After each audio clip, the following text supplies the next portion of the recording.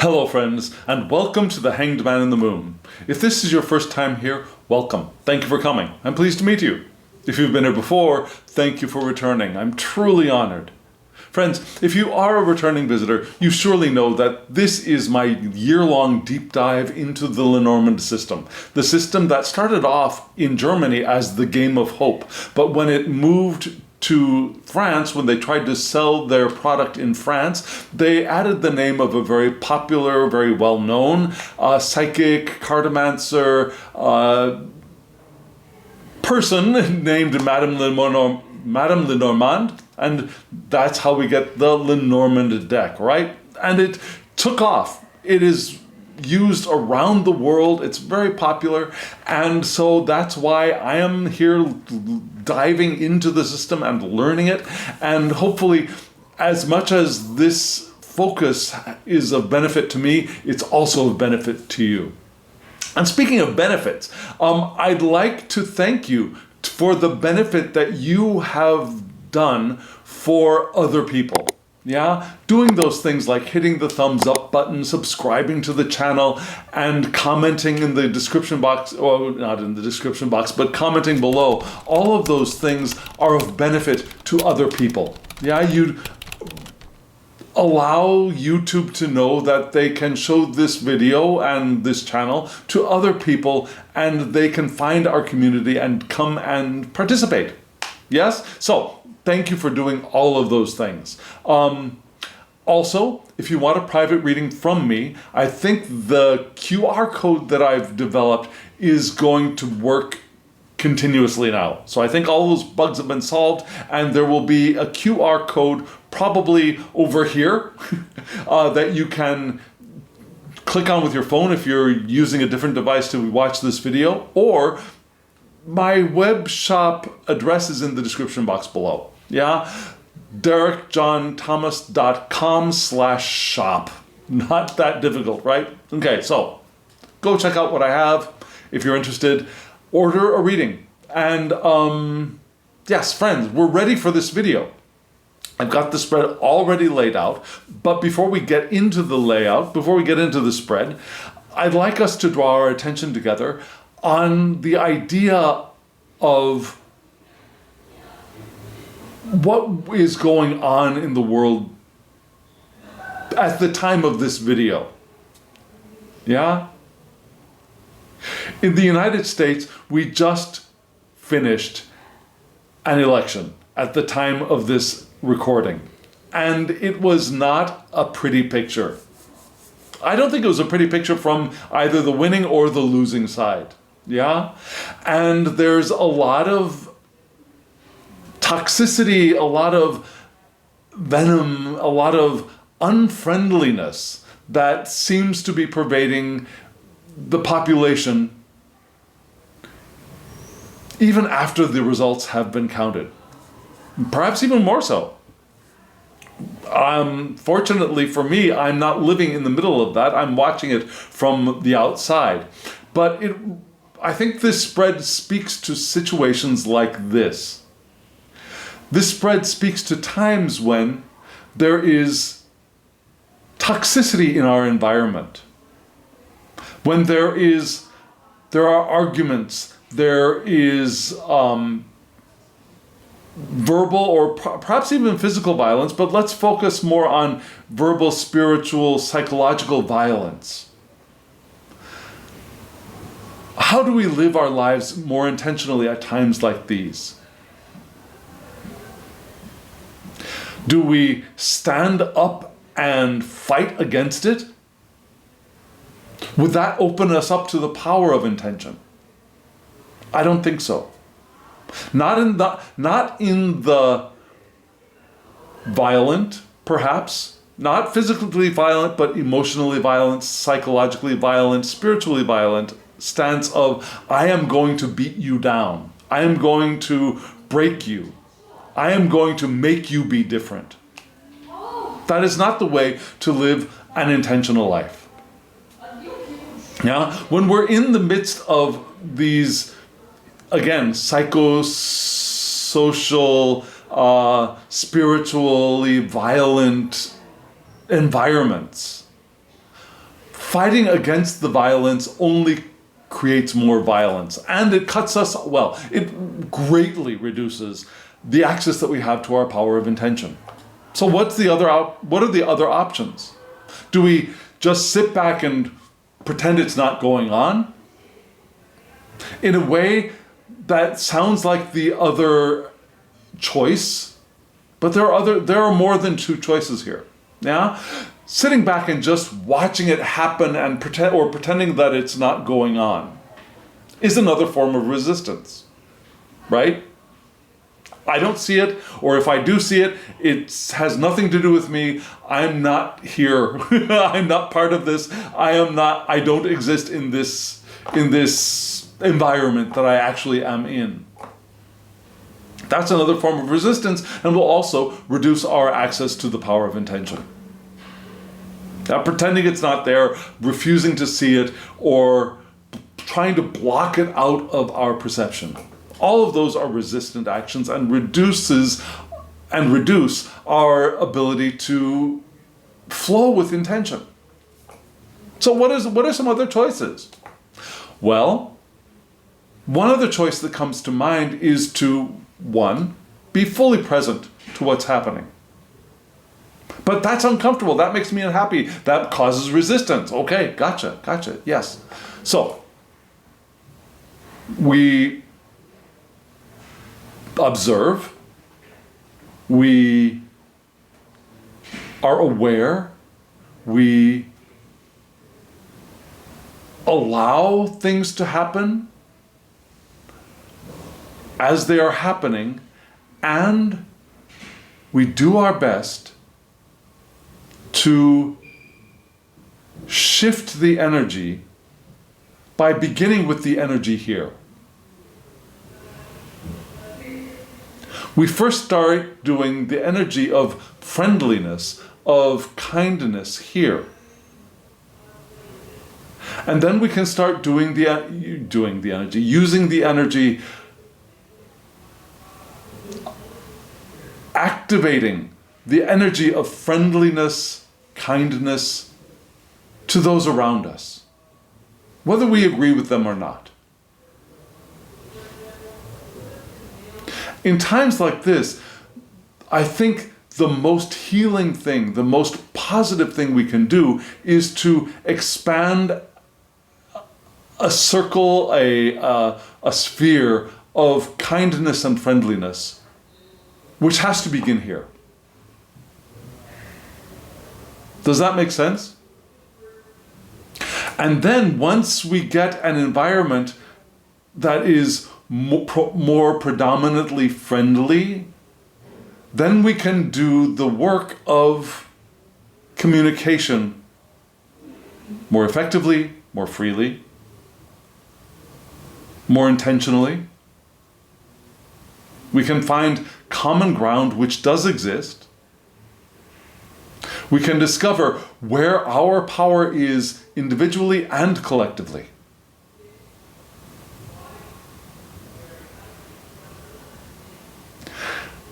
And I think I just landed on a title. Yeah? In an environment of argument and discord, the healing begins here. Now, I've moved away from the title, yeah? You've seen the title already. The healing begins here and then expands. We're not going to bash healing into somebody with a club. We're not going to stuff healing down somebody else's throats in an act of domination or intervention. The healing starts here and then moves out. That makes sense, yes? I hope it does, because I think that's the direction that this spread, these cards are pointing us towards. And hopefully, since this video is going to be visible to you a couple of weeks after the election, hopefully, you will be ready to hear things that this spread is teaching us, helping us with. This is, I think, a very powerful spread. The more I look at it, the more I appreciate it, the more powerful I think it is. And ready. Yes, I think we are ready. We are ready to move into the spread. What am I going to do? I am going to first show you the whole spread, and we'll talk about what the spread is in general, what the cards are, and then we'll break the spread down into their two major components and read those components together. Are you all ready? Well, friends, here's the spread.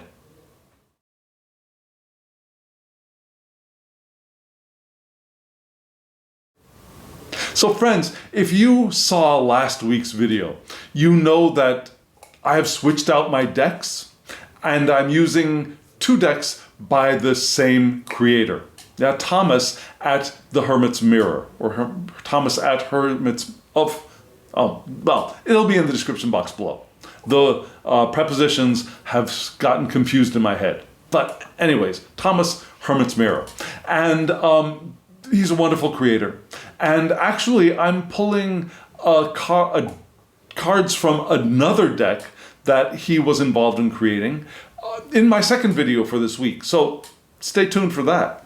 So last week I used the two decks. Well, I used two of his decks. One is a Lenorical, yeah, and one is his Lifeline Tarot, color outside the lines.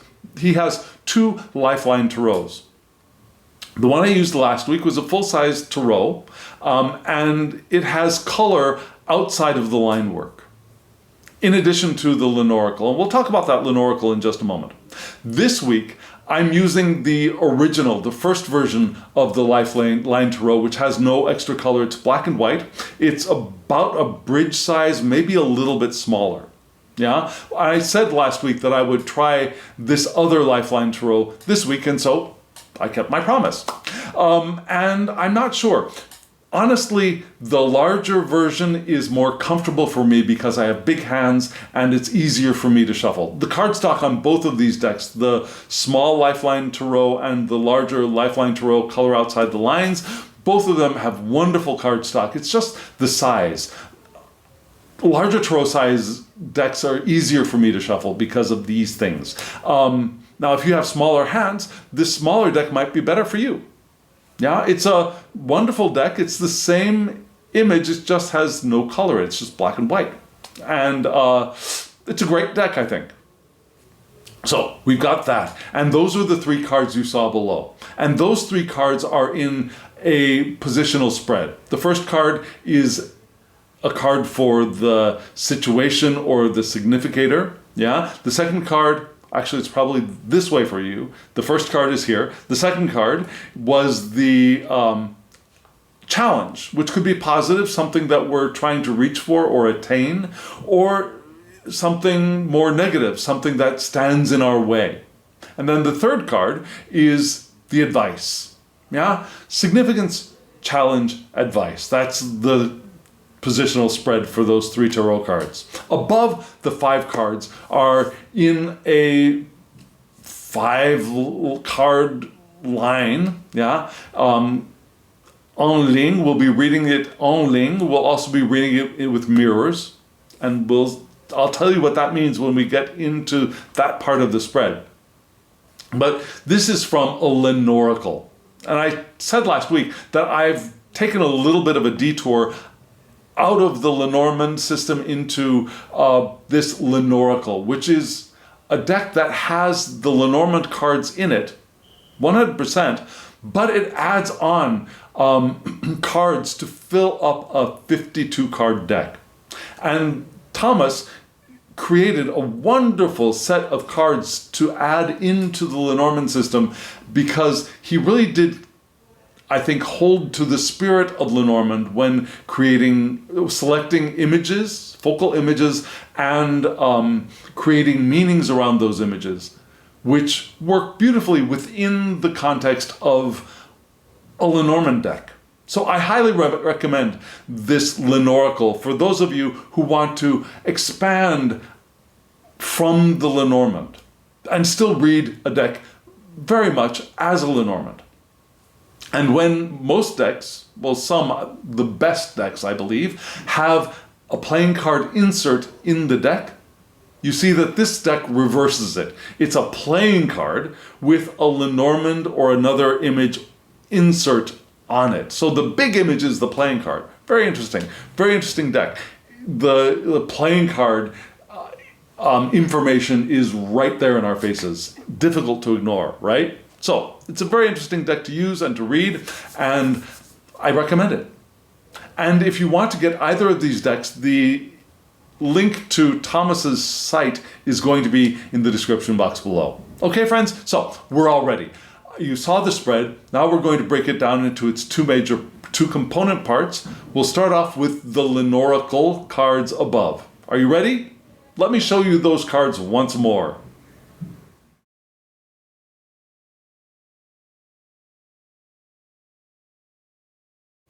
Friends, you just saw the spread from left to right. Wine. Now that's one of the additional cards to this deck, right? The wine.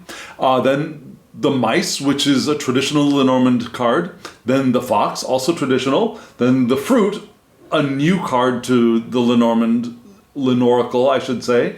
And then the lily, which is a traditional card. So you saw, of those 5 cards, we had 3 cards which are traditional standard Lenormand, and then 2 additional ones, the wine and the fruit. And actually, I think those are wonderful additions to the Lenormand system. They really do help flesh out the Lenormand system just a little bit in a very interesting way. And we'll get to that in just a moment. So, friends, I'm going to cut to the chase in this spread because, as you probably know, there are 2 things I like to do. I like to start off by getting an overall view of the spread by looking at positivity and negativity, which I'll do in just a moment. And then I like to add up the playing cards, which are inserts in other decks, but here they're big right in front of your face. I'd like to add those up and find the underlying, thematic Lenormand card for the spread. So there are 2 thematic cards for this spread. There's the central card of the spread, which gives us the main idea. And then adding up the playing cards gives us another card, which gives us a kind of theme. So let's start off with positivity and negativity. You see, the cards are all spades or clubs, which gives us a real sense right off the bat that this is not the happiest of spreads, right? Yeah, especially the clubs in the way that I read playing. No, I don't read playing cards. The way that I've learned to read the playing card inserts in Lenormand, clubs are the harshest. Yeah, the spades are the negative-ish of the suits, but the clubs are the harshest, and we have primarily clubs in this spread, and then a couple of spades. Not much to really help uplift those heavy clubs. And then when we look at Lenormand positivity and negativity, yeah, the wine and the fruit, I don't get a sense for those. But then the mice is a very negative card. The fox is neutral negative, and then the lily is a positive neutral. So the positive neutral negative cancel each other out, and we're left with the negative mice. So this is a negative spread to me. Now when we add up the playing card, of course traditionally inserts, but here the playing cards, what do we get? We start off with 5 for the wine, and then plus 7, with 7 of clubs for the mice. So that's 5 plus 7 is 12, plus 9, that's 21, right? And then plus 4, that's 25. And then plus 13 for the king, which gives us 38. Now 38 is outside of the Lenormand sphere, so we need to reduce that down. We add 3 plus 8 gives us 11. 11 is the whip, or the rod, or the broom, depending on which deck you're using, right? And what is it? What are those things? What is the whip, for example? The whip is a tool. It is a tool that we use for several things. One, we use it to inflict punishment. We also use it to get animals to do what we want them to do. We can use it by actually causing pain with the whip, or we can use the whip to make a sound to startle animals into movement, or we can not use the part of the whip and use the handle part to just prod, like the rod, prod the animal in the direction that we want it to move, right? So it's, the 11 card is pointing towards tools that generally help us to inflict punishment or to get animals to move in a direction that we want them to move in. Or it does also a broom in some decks, so it's that idea of repetitive action and cleaning. Yes? So, what do we get for the whip as a general theme for the spread? Well, it could be the repetitive actions. It could also be exercise or dance, but I don't think that this spread is pointing towards exercise and dance or cleaning of the house, even though we do have wine and the fruit up in the major spread. I don't think that's what it's pointing towards. There's the idea of purging, which could be getting rid of negative stuff, but it could also be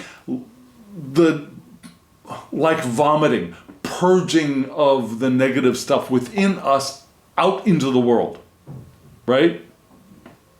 Purging is sometimes a negative thing. Sometimes it's very helpful for us. Sometimes it can be burdensome or toxic for other people. It can also be argumentativeness.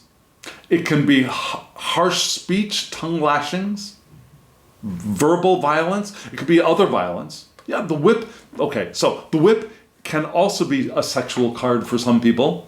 Yeah, some people are into that. Not my thing, but some people are into using the whip in a sexual way. You do you, boo. But so there's that idea of violence there. It could be physical violence. But let's put physical violence aside for now, because I don't think that's the direction this spread is pointing towards. But there are other kinds of violence, right? There's physical violence. There's verbal violence. There's emotional violence. There's even spiritual violence. And I think that's the direction that this card is pointing towards in the thematic sense for this spread, right? It could be purging, but also argumentativeness, harsh, violent language, violent words, violent emotions, violent spiritual, energetic behaviors or projections. Yeah? And so that's why in an atmosphere of violence, in a violent environment, in a negative environment, that's where I drew that title, right? So now we've got a kind of sense for this spread. And we're going to start off with the wine card, right? The wine card. Here it is.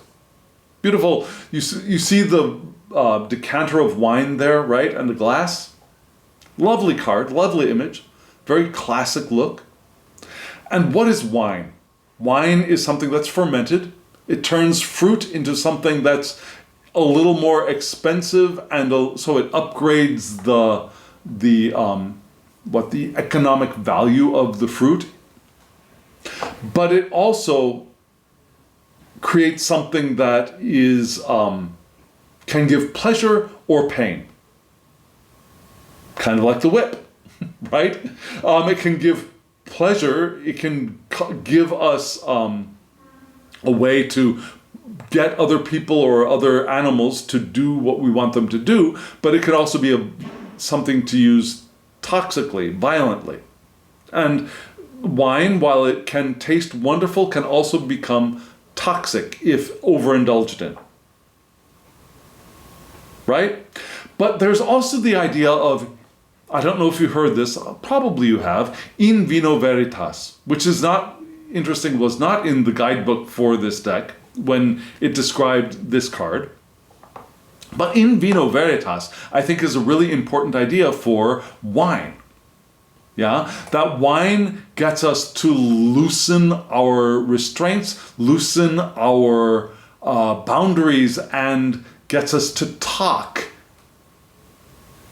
our inner truths when perhaps sometimes it might be better to stay shut up, to stay quiet. Yes? So, wine can do all of those things. And the creator of this deck points to the idea of dissolution of boundaries, yes. But I think the wine points to that dissolution of boundaries being the cause of speaking truths which are not necessarily always the truths we want to be out there into the world, right? It softens our boundaries, letting the things that we want to keep inside out, things that would be healthy to keep inside out, right? Wine is also the mixing of things. In the olden days, before modern winemaking techniques and storage, wine would often be stored in vessels that would cause it to ferment in perhaps more, could cause more alcohol to be created, would cause it to, its flavor to get so intense that it became unflavorful. And honestly, in very old days, getting really clean, healthful water was sometimes a challenge. And so people drank beer and wine instead of water because it was already detoxified by the alcohol, right? So you didn't want to be drunk all day. Well, hopefully you didn't want to be drunk all day. And so people would add wine to the water, would add water to the wine for a couple of reasons. One, to mellow the flavor of wine that had gotten too intense. Or two, to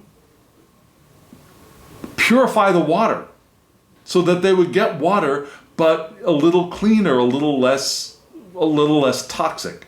Yeah, it would kill the bacteria in the water so they could drink more fluids. And if there was enough water, less wine, more water, less intoxication, more wine, less water, fun. Yeah? So, okay, getting back to the point. Dissolution of boundaries, mixing things. So there's an alchemical idea to this card as well. Polite manners. Wine is something that's used in social settings to help things be more comfortable, to help people open their mouths a little bit more freely, not necessarily in the dissolution of boundaries completely, but it helps the conversation flow, right? Helps calm nerves. Interestingly, I don't really understand this, but the creator adds the ideas of planning and perfectionism to wine. I didn't really understand that, but there are those ideas. The idea of a toxin or poisons, wine themselves becoming toxins or poisons, or sometimes people would put poisons in wine to try and kill each other. Yeah? Thinking Lucretia Borgia, for example. Moderation. The blending of opposites, remembering the mixing of water and wine. Also, direction, discernment, and personal accountability are pointed towards in this card, and I'm not exactly sure why. So, what I'm getting from this card, for this spread, is right now, in what we feel as a very negative, perhaps toxic environment post-election.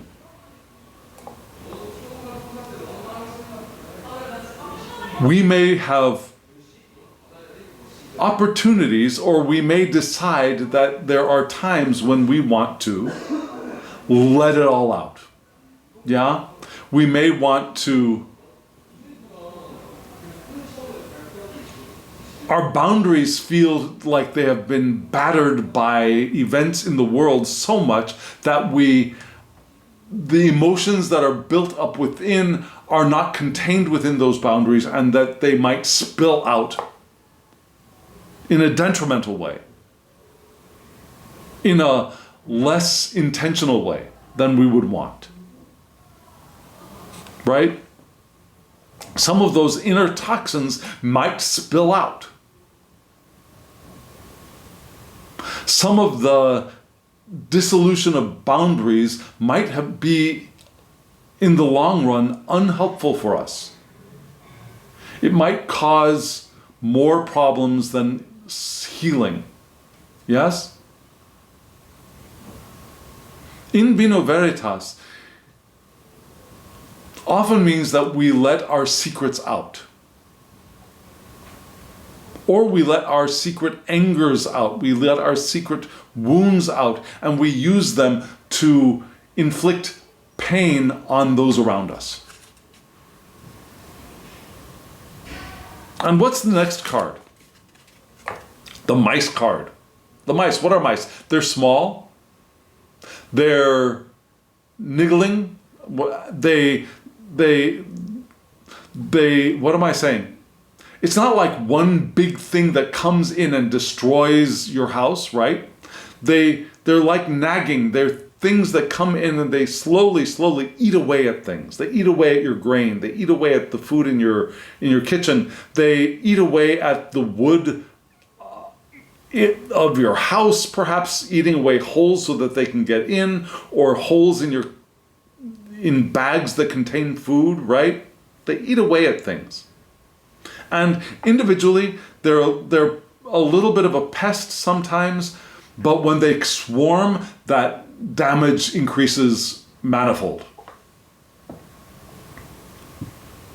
They're also small. They're not large, but again, they do swarm. They do come in groups sometimes.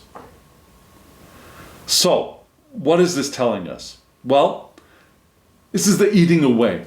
Now, it can also be the dirtying, because they're not apparently very discriminate about where they defecate. Yes? So they will defecate inside of or around the food source. It could be the losing of things. It could be the undermining of good things. Now, I read the mice directionally, which is a little bit of a challenge in this card because the mice are pointing in different directions, right? There are mice in the background pointing in this direction. There are mice in the front pointing this direction. And these are the ones I'm going to focus on because they're the bigger and ones and they're in the front. So for me, directionality. The mouth is on this side and the poopy part is on this side. Yes? So, what is being eaten away? What's being eaten away is our boundaries, our polite manners, perhaps even. Our moderation. Our discretion, perhaps. All of those things are being eaten away. Those things that keep the toxins or the truth in, those things are being eaten away. Yes? And it's a slow, perhaps, I keep saying niggling. It's a small eating away. Bit by bit by bit by bit by bit by bit by bit. It's not like the borders or the boundaries were suddenly destroyed by a wrecking ball. It's the small bits and pieces that are taken away that make the boundaries crumble. And the mice, they are the actors in that process. Now the next card is what? It's the fox.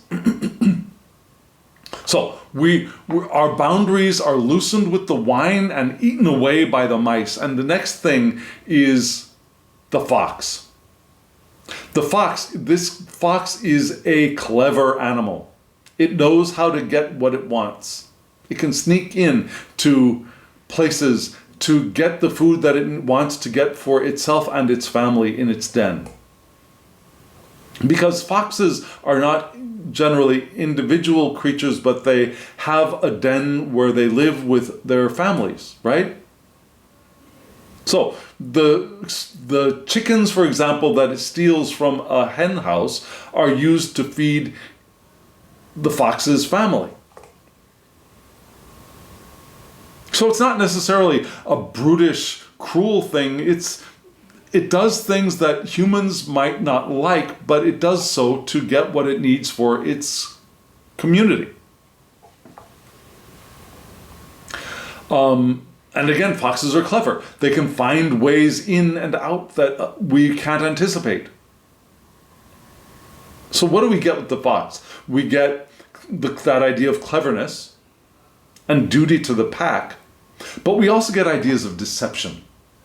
We get things not being quite right. Something or someone has gone wrong. There's a wrongness, there's a falseness in many readers there's a wrongness and falseness to this card for many readers, which gives us a warning. We want to be careful. This is a warning signal too. But it's also thinking outside the box. But I don't think it's the thinking outside the box that is indicated here. What I think is, because this card is the one that follows the mice, that is being poo-pooed on by the mice, that is being shat on by the mice, so our cleverness might be a little bit dirtied right now. We might not be that clever. Our sense of duty and loyalty might be a little bit dirtied, sullied right now in this environment. Because perhaps those toxins are flowing freely or more freely than we would normally want them to. And because our boundaries have been eaten away at, our polite manners have been eaten away at, perhaps that is the cause of something going wrong here. That we get that feeling of things being wrong. We're feeling those warning signals strongly now.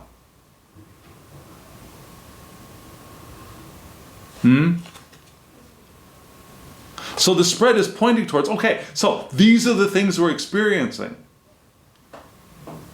And this is perhaps the way that some of us, or all of us at times, could be reacting now. But remember, the question is, how can we live our lives more intentionally? I don't think the way to live our lives more intentionally is to increase the energy around those three cards, but to move into the next card, which is the fruit card. And what is the fruit card? Well, the fruit card is, what is fruit? What was fruit to the people at the time of the creation of the Lenormand system? Especially, what do we see here? We see a basket full of diverse fruit. Pineapples. You see that pineapple there? Yeah? And remember, this is a deck created in Europe, and pineapples do not grow in Europe. The Lenormand. So, when the creator of this deck, Thomas, was creating the extra cards, I think he was adding ideas and symbols to the same time period of the creation of the Lenormand system.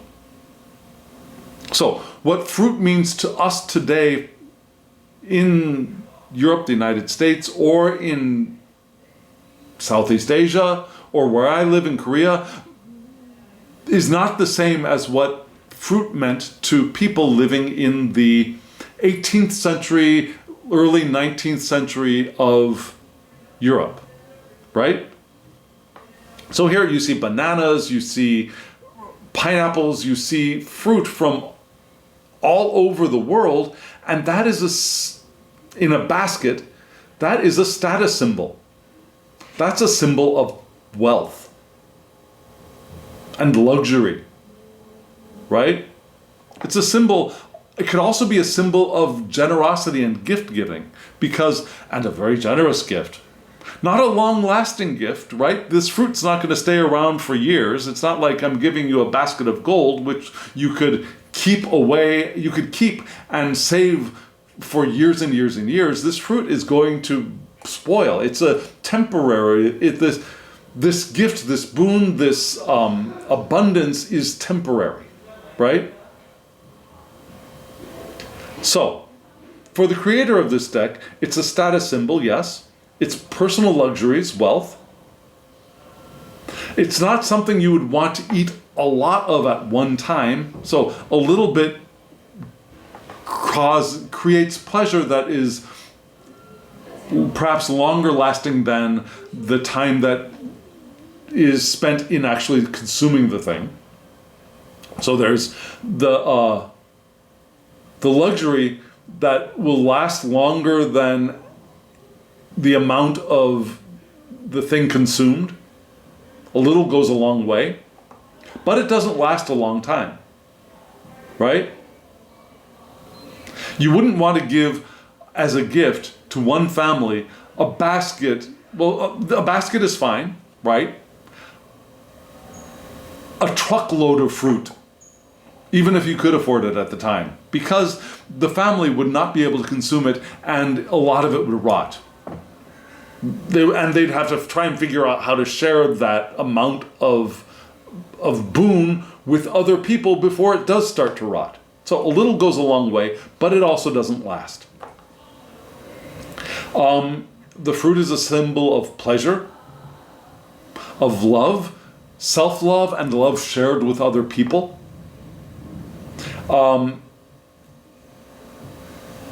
It's a response to desire rather than a reward for hard work. So we offer because it fulfills a desire, not because people have done something to make us happy, right? It's intimacy, the intimacy of host and guest. It's largesse. It's intimacy shared and the pleasures of that.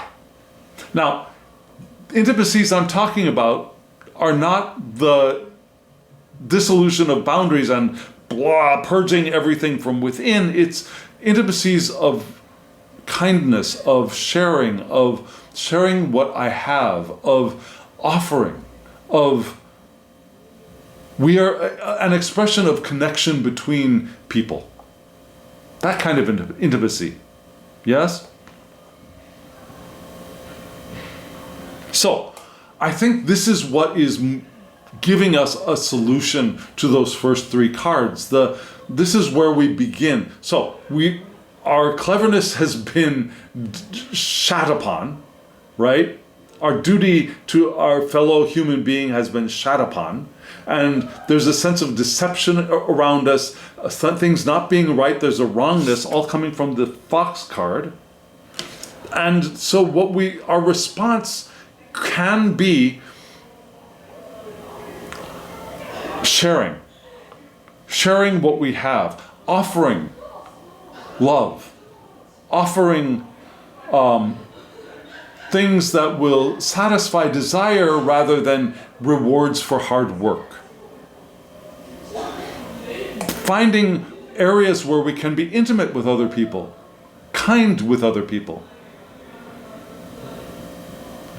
And interestingly, the creator of this deck said largesse rather than kindness, but I think the rest of the description of the card is it points to strong kindness, right? It points to an intimacy between host and guest, which is a kindness, right?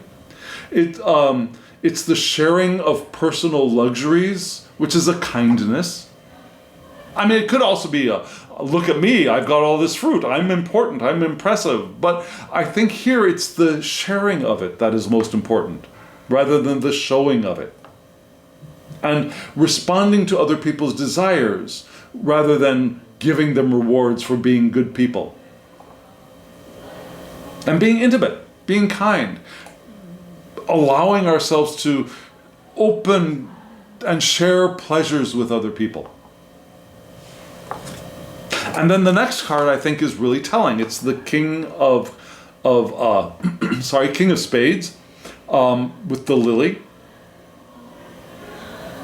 And I think we want to inhabit the King of Spades space now. What is the King of Spades space? It's a mature man. Now, remember,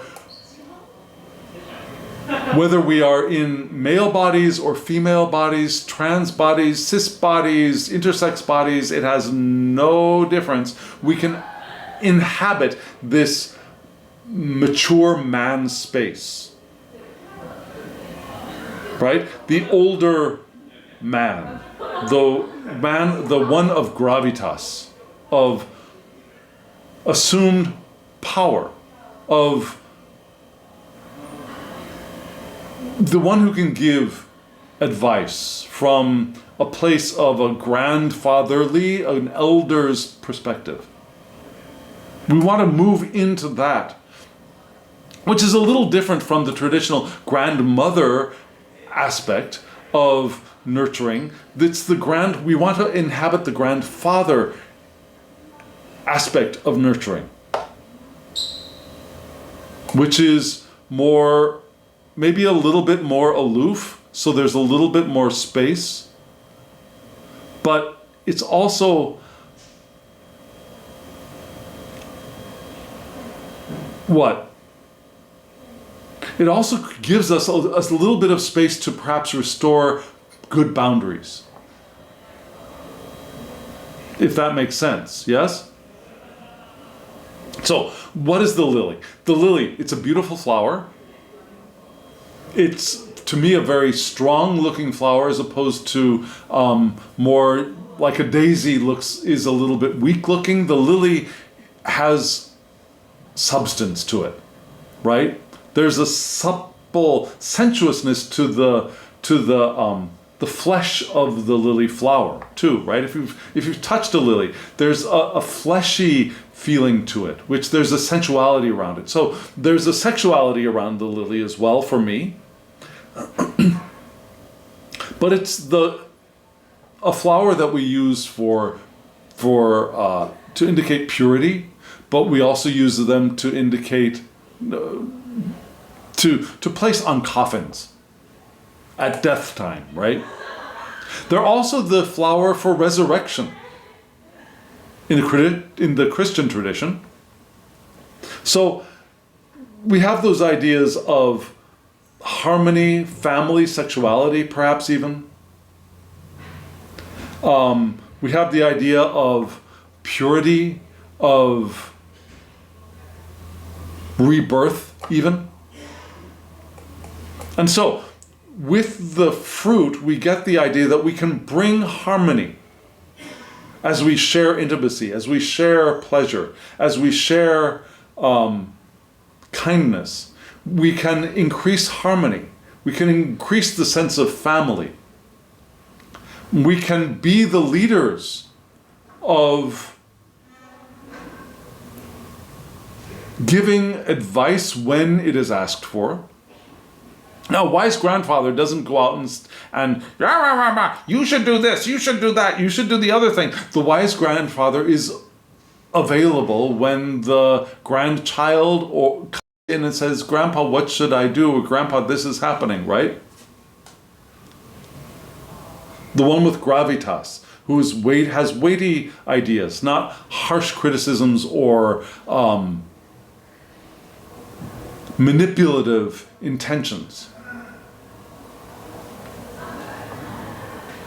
So, through kindness, we can inhabit our ability to share harmony, to share sense of family. We can share sensuality, non-sexual sensuality is possible, or sexual, but here I think we're mostly pointing towards that the sensuality of intimacy, of holding the other's hand, of embracing the other, and allowing a resurrection to occur.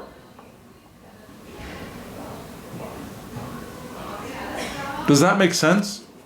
even in these negative times, we can be the ones who inhabit our intentional space, opening ourselves up to our own power, sharing friendship, sharing friendliness, sharing goodwill. And we're moving into the season of goodwill, right? As we move through into Thanksgiving in the United States, and then Christmas a little bit more broadly around the world. It's the season of goodwill coming on to Yule, right? And we can spread that and increase the harmony, increase the sense of family, increase the sense of shared nurturing. And then from that platform, a loving revolution can be born. A loving revolution, a revolution of intention and mutual support and birthing a new age is not going to come out of warfare. Now, there might be war. I'm not saying that there's not going to be war or that there's no possibility to recover from war. But first, if the war starts, the war has to finish. And then the healing can begin. And then this can happen. Or we don't have to wait for war. We can start now. Does that make sense? I forgot something important. Mirrors. I forgot to look at the mirrors. So we had that fox card in the center, right? Which is the main idea. The main idea of this spread is something not quite being right? Something or someone being wrong. There's a warning signal here from this fox card. And then we've got the mirrors. And the first mirror pair that we're going to look at is the mice and the fruit. And when we look at the mice and the fruit, we can see that right now, what's happening? There's an eating away, there's a loss happening now, there's an undermining happening now. But remember, the mice are still pooping on this side, right? So that eating away, that undermining is dirtying also our intimacy with other people. It's also dirtying our self-love and our love of other people. Sharing pleasures are being dirtied right now. Even our status, our feeling of our status is being dirtied and degraded right now. Does that make sense? And then we've got what? So, we have the wine and the lily. Now, when these two are paired together, I think the wine card becomes a little bit different. Yeah? How different? Well, here we go back to the idea that there are polite manners, which are now no longer being eaten away by the mice. They're being supported by the lily, right? Polite manners. Moderation, personal accountability, maybe, the mixing of things, the alchemy, the spiritual alchemy of creation of the philosopher's stone, of creation of the pure soul, of the unencumbered soul. In the biggest sense, but in the more day-to-day sense, the polite manners, the acting kindly and in the way a host would act or behave towards a guest. We're all guests here on this planet, right? And so we can be the host to those we encounter. We can be the kind giver to those we encounter. In what way? In a very harmonious way, in a mature way, like the lily. Yeah? We want to be a mature host, a harmonious host. We can also do the work of alchemy from the wine in creating harmony, mixing the opposites to create a harmony, and finding the common ground.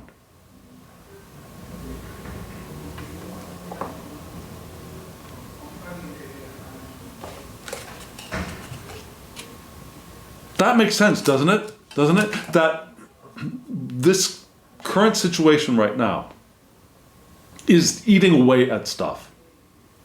And some of the eating away is what is being eaten away, in addition to larger social things, is also our personal interactions and our personal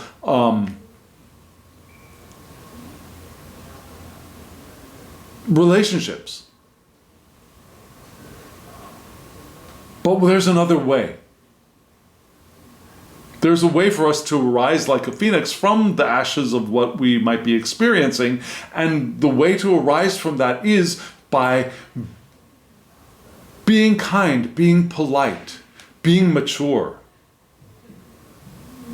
And maybe perhaps taking a step back and allowing some of those boundaries to be restructured, so that we can be a little bit more of the grandfather. Again, it has no bearing on what kind of body we inhabit. We can be the grandfather, the good, wise grandfather of gravitas.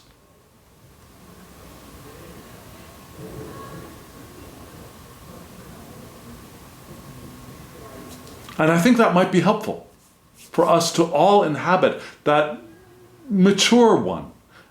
Now, if your grandfather was not that mature one described in literature, it's the one described in literature that we're moving towards, not the cranky old hate, not saying that your grandfather is, but at the opposite extreme, there's the cranky old hate-filled geezer in a chair trying to tell everybody the way to live their lives. That's not the kind of grandfather we're talking about. Yeah, we're talking about the wise grandfather in his den, with the doors open to grandchildren coming in, and him giving, when asked for, advice or wisdom or suggestions.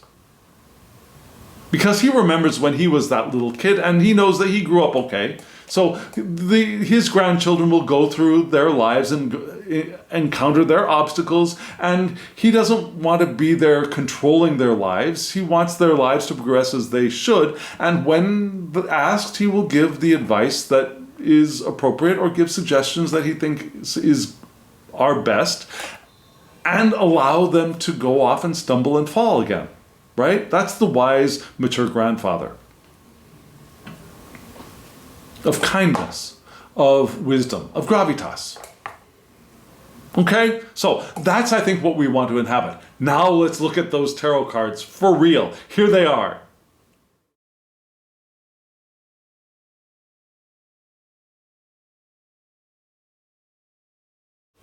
Friends, the three cards you saw from left to right were the Muse, the Two of Swords, and the Seven of Wands. Right?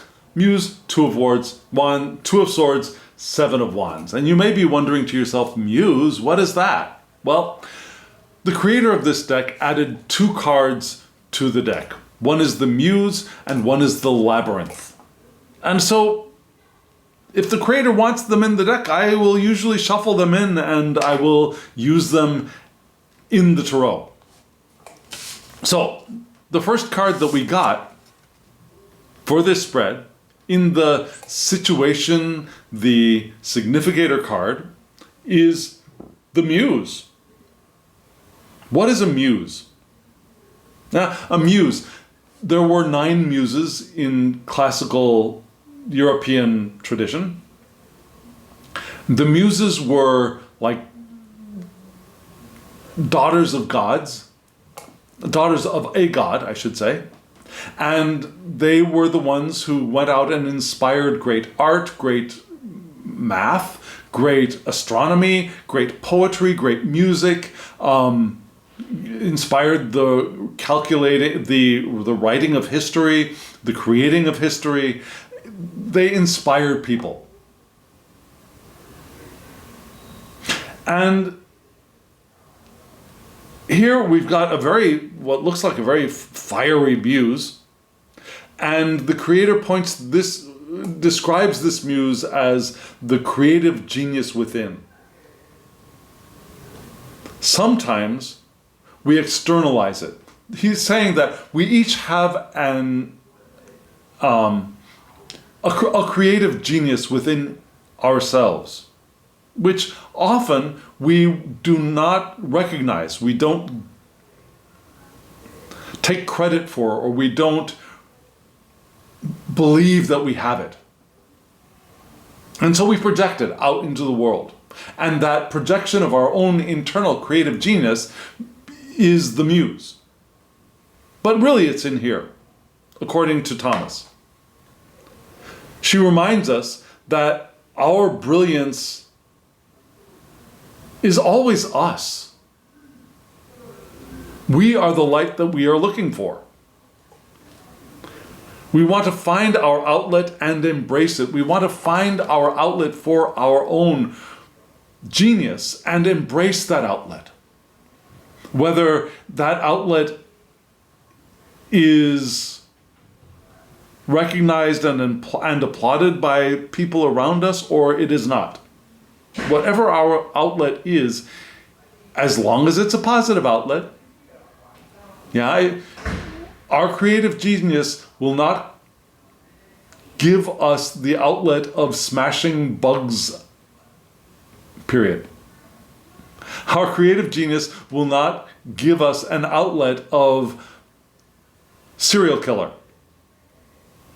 That's not our creative genius, that's our wounded child or something like that, right? Our creative genius gives us positive creative outlets. And sometimes we project that creative genius out into the world, onto other people, or up into the spirit realm. But according to the creator of this card, that creative genius is within each one of us. And just like I said, it didn't matter whether we're in a male body, a female body, a trans body, a cis body, an intersex body, when talking about the mature grandfather. So when we talk about the inner feminine female muse, it doesn't matter what body we inhabit, we have her in us. We are her. Does that make sense? So, in this environment of negativity, we still have our inner creative muse, which will, if we own our outlet and embrace our outlet and open our outlet, will effect healing for us and those around us. So what is the challenge? The challenge is the Two of Swords. Two of Swords, the woman holding the two swords is blindfolded, right? You can see that here, I believe. Yes, we see the blindfold, we see the two swords. And remember, this card was drawn in one continuous line. That's why it's called the Lifeline Tarot. Beautiful artwork, intriguing artwork, open artwork as well.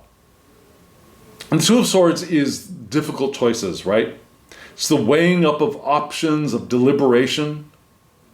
Also the balancing of inner and outer forces. It can also be an impasse or avoidance.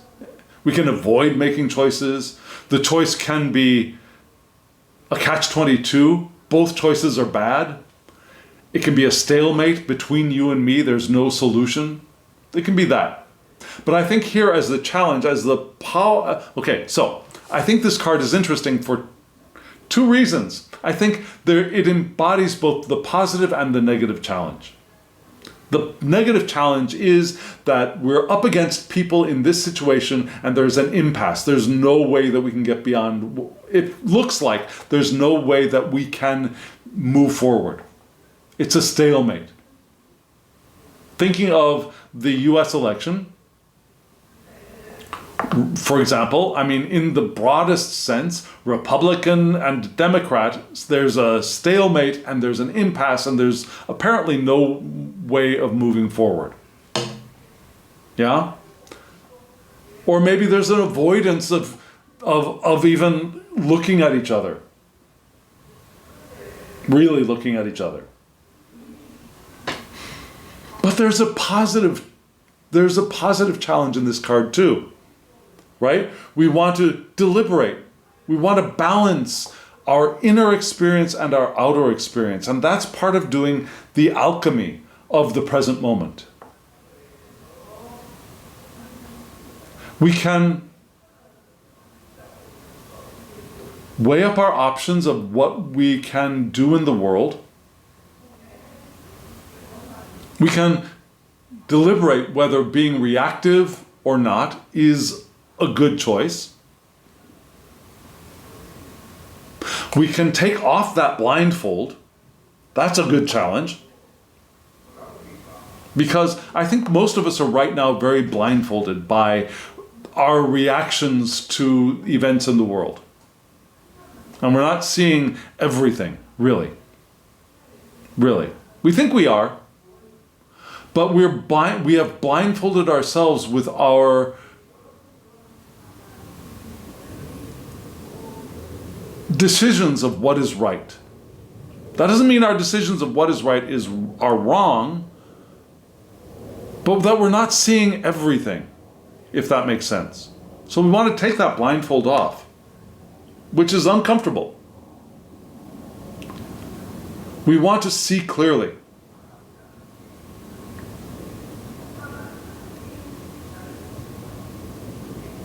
And so what is the advice? The advice is the Seven of Wands.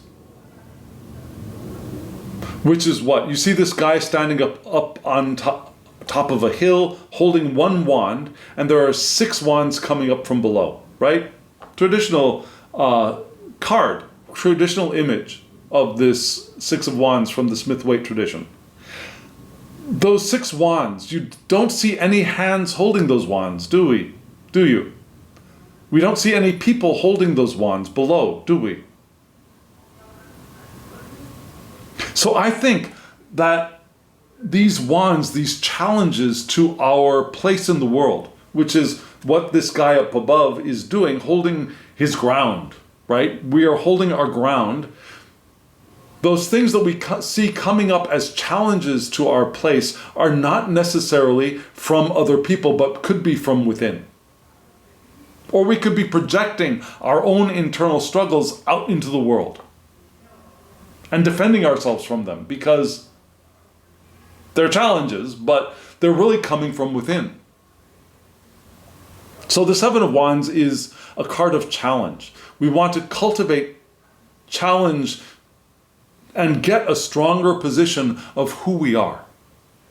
This isn't the card of going out and battling.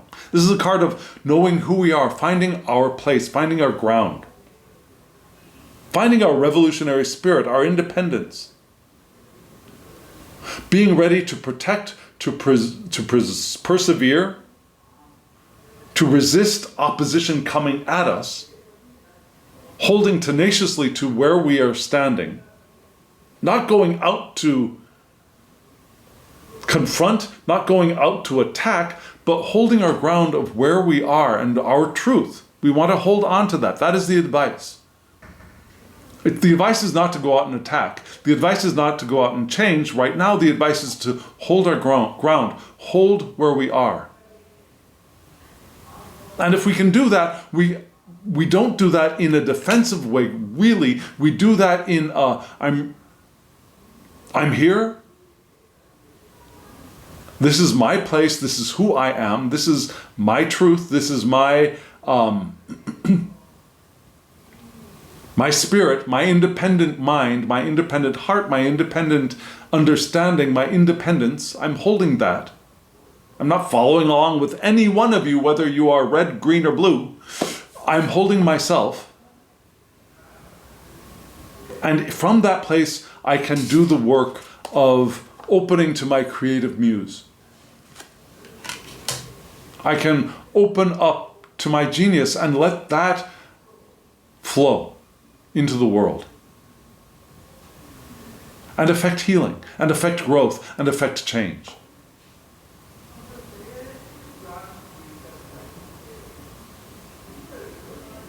And doing that in kindness.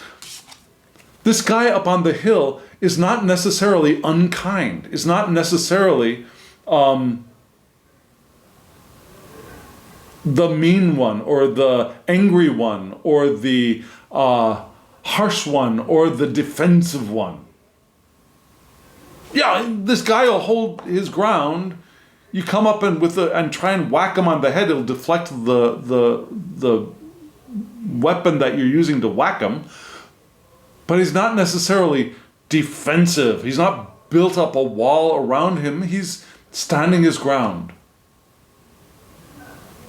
And probably the more open we are to our muses, the fewer of these wands that we will notice coming up towards us. Yes? Does that make sense to you? If it does, let me know in the comments below. If it doesn't, let me know in the comments below. I'd really love to hear from you. What do you think? I think this is an important spread for us in our times right now. I think this is a spread reacting to this time and this place. This space, I mean. Not this place like being here in Korea or somewhere else, but this time and this space of the world. I think it gives some very good advice, and it's an advice of both having porous boundaries and being open to the power of intention, which is the question I ask every week. How can we live our lives more intentionally? Well, in this environment, this is the way. And this spread spoke to the environment, and it spoke to our response to the environment, right? And that's how to live intentionally. So friends, thank you. Thank you very much. Thank you for joining me on this journey. And as you recall, my website's address is below. If you want to go look at my website, look at my shop. I'm grateful for those of you who hit the thumbs up, hit the subscribe button, and who also comment below. I love all of you very much. And those of you who don't, I love you too. And I wish you, all of you, and all of us, love, joy, well-being, and pure awareness. Thank you.